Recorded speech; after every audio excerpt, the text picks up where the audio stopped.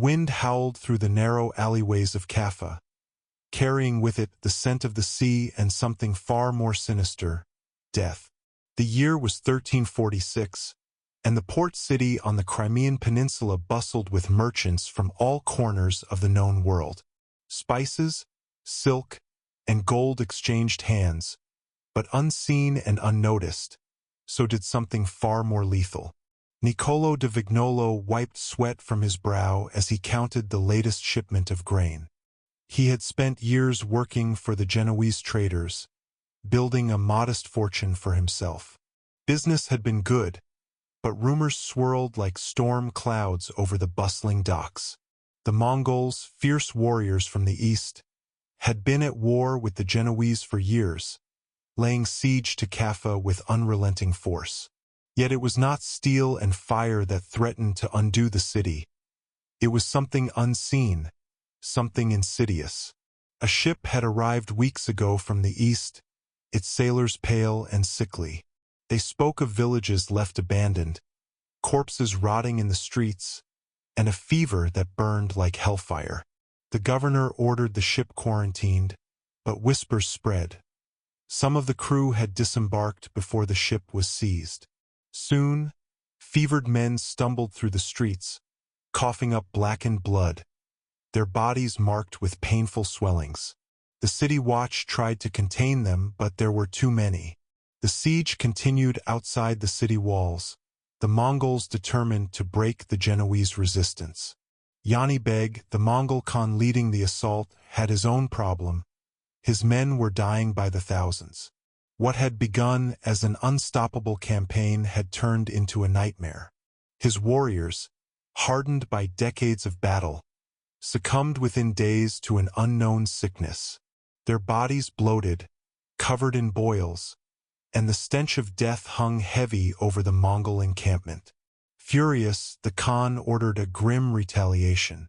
The dead, rotting corpses of his own men were loaded onto massive catapults and hurled over Caffa's walls.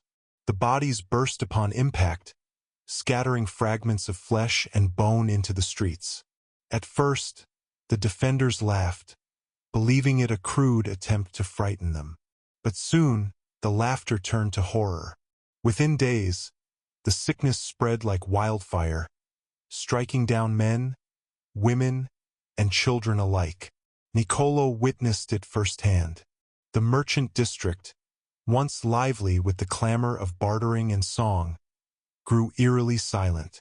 He saw friends collapse in the streets, their bodies trembling with fever before succumbing to a quiet, choking death. He stayed inside as much as possible, but the pestilence did not care for doors or walls.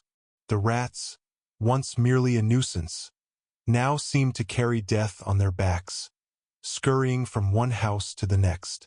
The city fell into chaos. Some prayed in the churches, begging God for mercy, while others looted the homes of the dead, taking what little wealth they could carry before fleeing on ships bound for Italy and beyond. Niccolò knew it was only a matter of time before the disease spread to the wider world. He debated fleeing himself but feared that death would follow him wherever he went. A desperate meeting was held among the remaining merchants and city leaders. The plague had already claimed many, but they needed to decide. Should they surrender to the Mongols and hope for mercy, or try to escape by sea? The debate was fierce, but in the end, the choice was clear. They would leave Caffa to its fate, setting sail for the safety of Europe.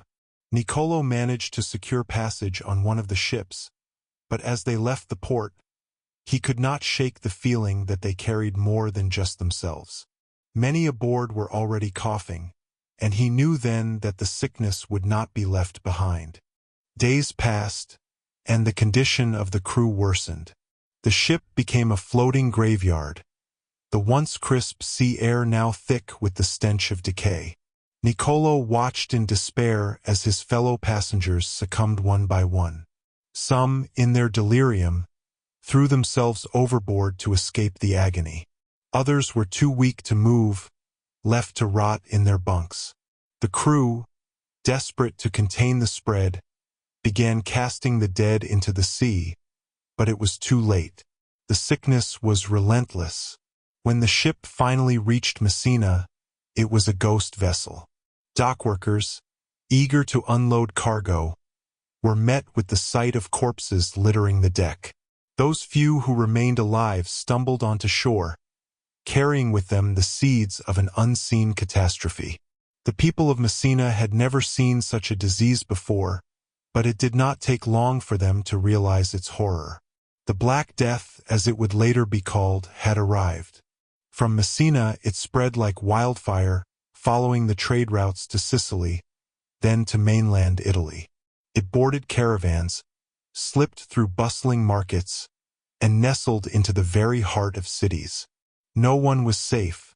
The rich, the poor, the pious, and the wicked all fell before its wrath. Doctors, with their primitive understanding of disease, could do little but watch. Some blamed the stars. Others claimed it was divine punishment for humanity's sins. The churchyards overflowed with the dead, mass graves dug in haste, and still, there were never enough to hold the bodies. Niccolo, miraculously surviving the journey, made his way north, hoping to outrun the plague. He reached Florence, only to find it already in the grip of the sickness. The once vibrant city had become a tomb. Bodies lay in the streets, and entire families perished in their homes. The air was thick with the scent of burning incense, a futile attempt to ward off the miasma that many believed carried the disease. Desperation drove people to madness. The flagellants, men who believed self-punishment could appease God's wrath, roamed from town to town, whipping themselves until their backs were raw. Others turned to violence, blaming the Jewish communities for poisoning wells, leading to horrific massacres that only deepened the suffering. Niccolo saw it all. The worst of humanity laid bare under the shadow of the plague. Months turned to years, and still the death toll rose. By the time the worst had passed, nearly half of Europe lay buried. Kings and peasants alike had succumbed, and entire villages had vanished from existence. The world was forever changed, its people scarred by the horrors they had witnessed. Niccolo, now an old man, sat by the docks of Venice, watching the ships come and go. The plague had finally loosened its grip, but its memory remained. He had seen cities fall, faith waver, and the very fabric of society unravel. And yet, life continued. The markets reopened, new voices filled the streets, and the survivors carried on. The Black Death had come from the east, its true origins hidden in the distant lands of China and the steppes of Central Asia. It had traveled on the backs of rats, in the lungs of men, and through the greed of merchants who had sought fortune without realizing the cost.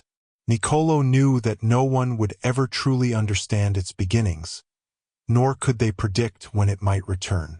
As the sun dipped below the horizon, he wondered if future generations would remember the lessons of the plague, or if, in time, they too would forget, until the next great pestilence arrived to remind them of the frailty of life.